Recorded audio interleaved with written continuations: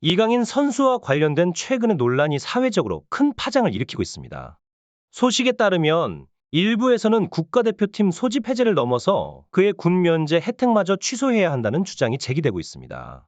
이는 이강인 선수가 대한민국을 대표하여 출전하는 중에 개인적 감정을 우선시했다는 비판에 기인합니다. 이러한 상황은 국가적인 차원에서 심각하게 받아들여지고 있으며 더 나아가 이강인 선수에 대한 갑질 논란까지 겹쳐 사태의 심각성이 더해지고 있습니다. 축구계에서는 이강인 선수의 행동을 둘러싼 다양한 의견이 분분하며 특히 온라인 커뮤니티에서는 탁구 멤버들과 연관된 논란이 확산되면서 대중의 관심이 집중되고 있습니다. 이에 대해 팬들 사이에서는 국가대표팀의 명예와 품위를 지키기 위한 목소리가 높아지고 있습니다. 이강인 선수는 대한민국 축구 역사상 유례없이 어린 나이부터 국민적인 사랑과 관심을 받아왔습니다. 유상철 감독의 지도 아래에서 국민들의 애정 어린 시선 속에 성장해 온 그는 손주 같은 존재에서부터 아들, 조카, 친구 같은 다양한 모습으로 대중의 사랑을 한몸에 받아왔습니다. 해외에서의 경력을 쌓아가는 동안에도 팬들은 그가 차별이나 부상 등 어려움에 직면하지 않기를 바라며 그의 성장과 성공을 지속적으로 응원해 왔습니다.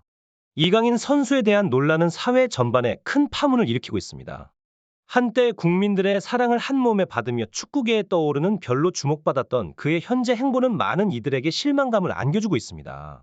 국가대표팀의 주장이자 팀의 중심인 손흥민 선수에게 불손한 태도를 보이고 대표팀으로 출전한 경기에 불성실하게 임했다는 비난을 받고 있습니다. 물론 본인은 이러한 주장을 부인할 수 있지만 일련의 사건들을 지켜본 국민들의 시선은 그리 호의적이지 않습니다. 성인으로서 자신의 행동에 대한 책임을 져야 하는 시점에 이른 이강인 선수에게 사회의 반응은 가혹합니다. 특히 불성실한 태도와 선배들에 대한 무례한 행동으로 인해 대중의 분노를 샀고 이에 따라 대규모 불매 운동까지 일어나고 있습니다.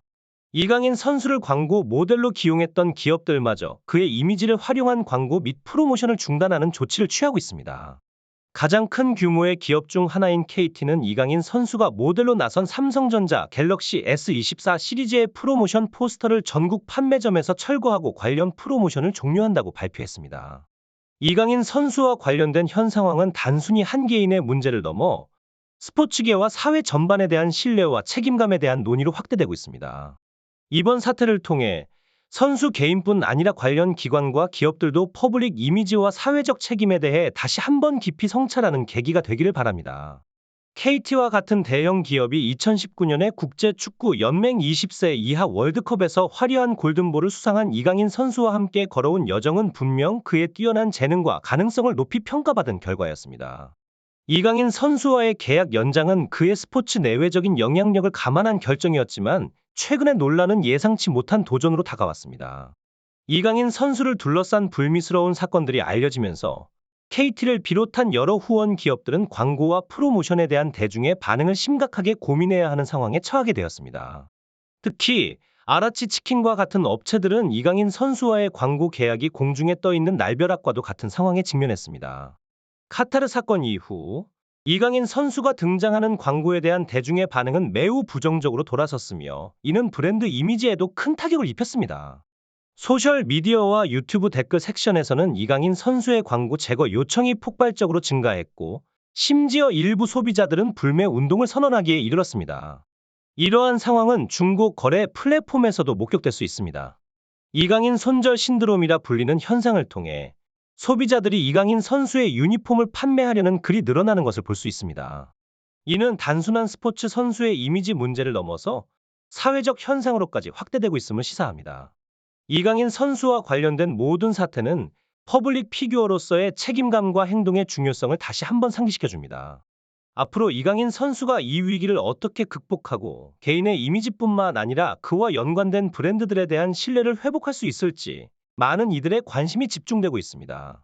이강인 선수의 유니폼을 처분하려는 팬들의 분노가 소셜미디어를 통해 확산되고 있습니다. 파리 생제르맹 이적 직후 구매한 그의 유니폼에 대한 실망감은 단순히 옷감을 넘어서 선수에 대한 기대와 애정이 얼마나 큰지를 반영합니다.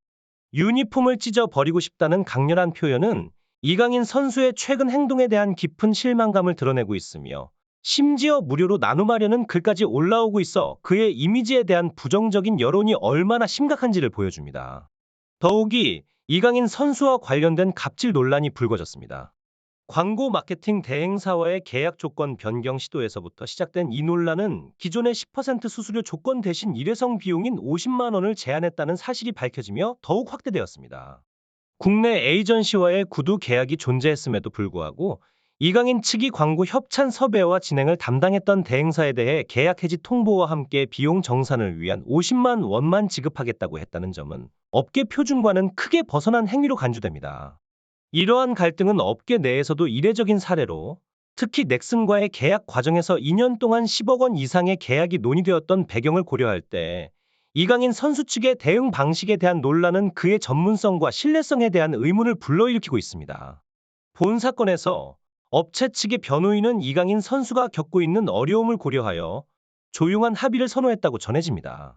하지만 이강인 측은 법적 대리인을 통해 사실과 다소 다르게 언론에 이야기를 퍼뜨리며 이로 인해 업체의 명예를 크게 손상시키고 있다고 합니다. 특히 아시안컵이 끝난 후에는 이강인 측의 태도가 급변하여 법적 조치를 취하기에 이르렀죠. 업체는 이강인 측의 이러한 행동에 대해 강경하게 대응할 것임을 분명히 했습니다.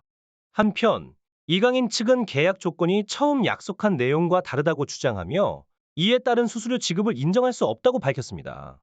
이들은 최종 계약이 본래의 약속과는 전혀 다른 조건으로 이루어졌다고 주장하며 이로 인한 법적 분쟁이 계속되고 있습니다. 이 사건은 단순히 두 당사자 사이의 문제를 넘어서 대표팀 내에서도 큰 이슈가 되고 있습니다. 특히 손흥민 선수와 관련된 자제 요구 사항에 대해 국가대표팀의 7명의 선수 명단이 공개되면서 축구계 전반에 걸쳐 재검토와 변화의 목소리가 높아지고 있습니다. 이러한 분쟁과 불미스러운 사건들이 겹치면서 축구계는 물론이고 스포츠 팬들 사이에서도 큰 관심을 끌고 있습니다. 모두가 주목하는 가운데 이 사건의 진실과 그 결과가 어떻게 될지 스포츠계 안팎으로부터 많은 이목이 집중되고 있습니다. 손흥민 선수는 중요한 4강전을 앞두고 선수단의 결속력을 다지고자 저녁 식사 후에 단합 대회를 계획했습니다. 그의 의도는 분명 선수들 사이의 단합과 승리에 대한 의지를 높이기 위함이었습니다. 그러나 이강인 선수를 포함한 일부 선수들은 식사를 마친 직후 탁구를 치러 탁구장으로 향했다고 합니다. 이에 손흥민 선수는 그들을 찾아가 점잖게 식사 자리로 돌아올 것을 요청했으나 이강인 선수는 예상치 못한 반응을 보였고 이로 인해 팀 내에 긴장감이 고조되었습니다. 이 사건은 빠르게 퍼져나가며 일부에서는 이강인 선수의 국가대표팀 제명을 주장하기도 했습니다. 그러나 다른 한편에서는 이강인 선수가 한국 축구의 미래라며 이번 일로 인한 너무나 가혹한 대가에 대해 우려의 목소리를 높이고 있습니다. 이강인 선수에 대한 보호의 필요성이 제기되는 가운데 그가 저지른 것이 세상을 적으로 돌릴 만한 중대한 범죄가 아니라는 점도 강조되고 있습니다. 이런 상황 속에서 정몽규 대한축구협회 회장은 이강인 선수가 당분간 국가대표팀에 부름을 받지 못할 수도 있다고 발표했습니다. 이는 대표팀 경기 전략 발표 자리에서 나온 말로 이강인 선수에 대한 징계 여부에 대한 질문에 답하는 형태였습니다. 정 회장은 현재로서는 대표팀 소집을 하지 않는 것 외에 다른 징계 방안을 고려하지 않고 있으며 추후 새로운 대표팀 감독이 선임되면 이 문제에 대해 더 깊이 논의할 필요가 있다고 언급했습니다.